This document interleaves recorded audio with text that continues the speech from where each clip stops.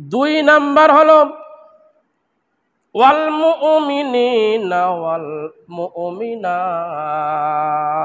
আলহামদুলিল্লাহ বলেন। মুমিন নারী এবং মুমিন পুরুষ, বিশ্বাসী পুরুষগণ এবং বিশ্বাসী নারীগণ, এটা কেমন বিশ্বাস? মুসলমান হয়ে যাওয়ার পরে কিছু কিছু বিষয়ে মানি আর কিছু কিছু বিষয়ে আমরা মানি না।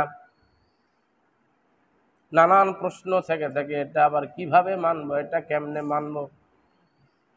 আল্লাহ যেভাবে হালাল ঘোষণা করেছেন সেটাকে পুরোপুরি হালাল ভাবে মানা, যেটাকে হারাম ঘোষণা করেছেন সেটাকে হারাম বলে মানা।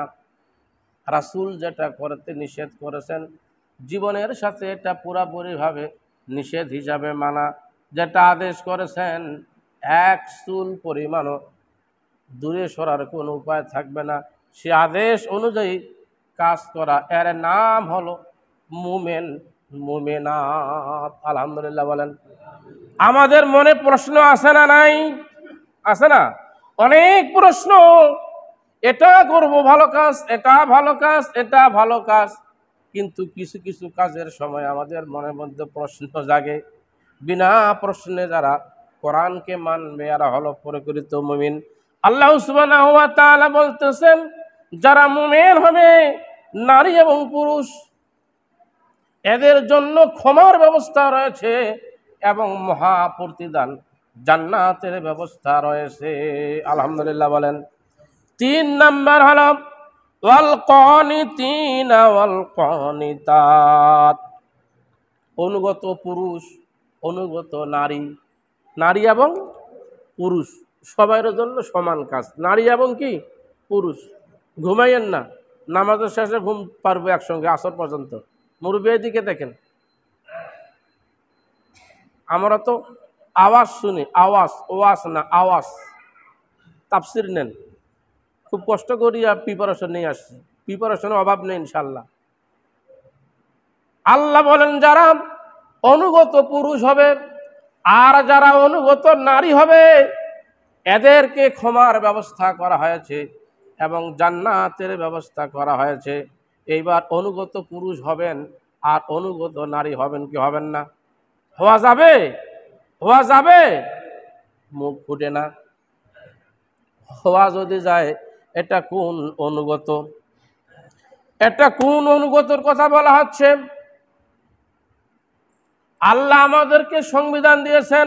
কি দিয়েছেন? এই সংবিধান অনুযায়ী আমরা আমাদের জীবনটাকে পরিচালনা করব, অনুগত হব, আনুগত্য করব। আল্লাহকে এক রব ইলা বলে মানব, রাসূলকে আমরা নেতা হিসাবে মানব। রাসূলকে কি হিসাবে মানব? নেতা হিসাবে মানব। জমিনে আলু বাড়িতে এক্সপ্রে করবে, আলু বাড়িতে তো স্কোর নামে একটা ওষুধ আছে, এটা দিলে একটা ভিটামিন জাতীয়, আপনার আলুর গাছে ওই যে পালা পড়ার পরে নষ্ট হয় না, স্কোর দেওয়ার পরে আবার পাতা নতুন করে গজায়, গাছটা লাস্টিং হয়। তো সেখানে লেখা আছে 2 লিটার পানিতে 1 মিলি। বোতলের গায়ে কি লেখা আছে? 2 লিটার পানিতে 1 মিলি ওষুধ দিতে হবে। এখন সুন্দর স্পষ্ট লেখার পরেও আবার দোকানদার কল দিল, হ্যালো, যে ভাই এটা কিভাবে দেওয়া যাবে? বলতেছে গায়ে লেখা আছে 2 লিটার পানিতে 1 মিলি দিতে হবে, 1 মিলি।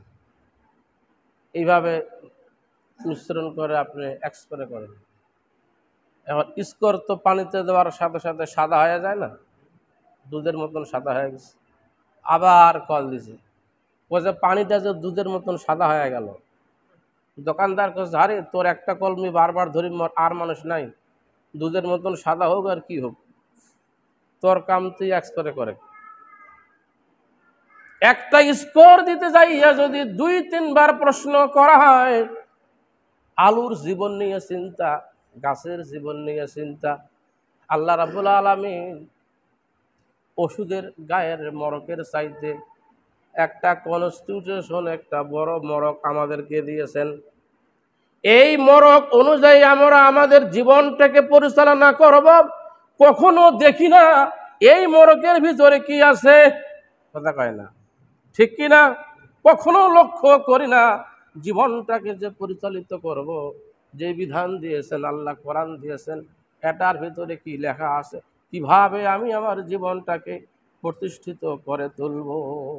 সমাজের কিছু মানুষ মনে করে চাকরি করি, ব্যবসা করি, আবাদ বাড়ি করি, আমি রোজগার করি, এইভাবে আমার দিনকাল চলে যায়, ছেলে মেয়েদেরকে লেখাপড়া করাই, আমার সংসার চলে, আমি এইভাবে দিনকাল চলে, জীবনটা শেষ মনে করে। কি করে না? কিন্তু আসলে মানুষের জীবন এটা নয়। মানুষের জীবন হলো আল্লাহর গোলামি করা। কার করা? আল্লাহর গোলামির ভিতরে অর্থ সম্পদ আমরা রোজগার করব, আল্লাহর গোলামির ভিতরে সংসার পরিচালনা করব, আল্লাহর গোলামির ভিতরে আমরা চাকরি করব, আল্লাহর গোলামির ভিতরে আমরা চাষাবাদ করব, আল্লাহর গোলামির ভিতরে আমরা হালাল ব্যবসা বাণিজ্য করব, ঠিক কি না? আল্লাহ সুবহানাহু ওয়া তাআলা বলেন, যারা ওয়াল কানিতিন ওয়াল কানিতাত, অনুগত পুরুষ এবং অনুগত নারী হবে, আল্লাহর বিধানগুলোকে যারা বিনা প্রশ্নে মানার চেষ্টা করবে, এদের জন্য আমি ক্ষমা এবং জান্নাতের ব্যবস্থা করেছি। তাহলে আনুগত্য করব কার? আমাদের নেতা হবে কে? কিন্তু রাসূল বাদ দিয়া যদি অন্য কোনো নেতার পিছনে আমরা দৌড় মারি, তাহলে আমরা আনুগত্য করলাম না। কথা বলেন? আনুগত্য না করার কারণে আমরা জাহান্নামে যাব, জান্নাতে যাওয়ার সুযোগ হবে না, ঠিক কিনা? আমাদের নেতা হবে কে? আরে মানেন না, আমাদের মুখে কোন আল্লাহ রহমত দিল, মানতে পারেন। আমাদের নেতা হবে কে? আনুগত্য করব কার? একমাত্র আল্লাহর। যদি তাই হয়ে থাকে, আল্লাহ বলেন ওই সমস্ত অনুগত পুরুষ এবং অনুগত নারী যারা হবে, তাদের ক্ষমার ব্যবস্থা করেছি এবং আমি এদের জন্য মহাপ্রতিদান জান্নাতের ব্যবস্থা করেছি।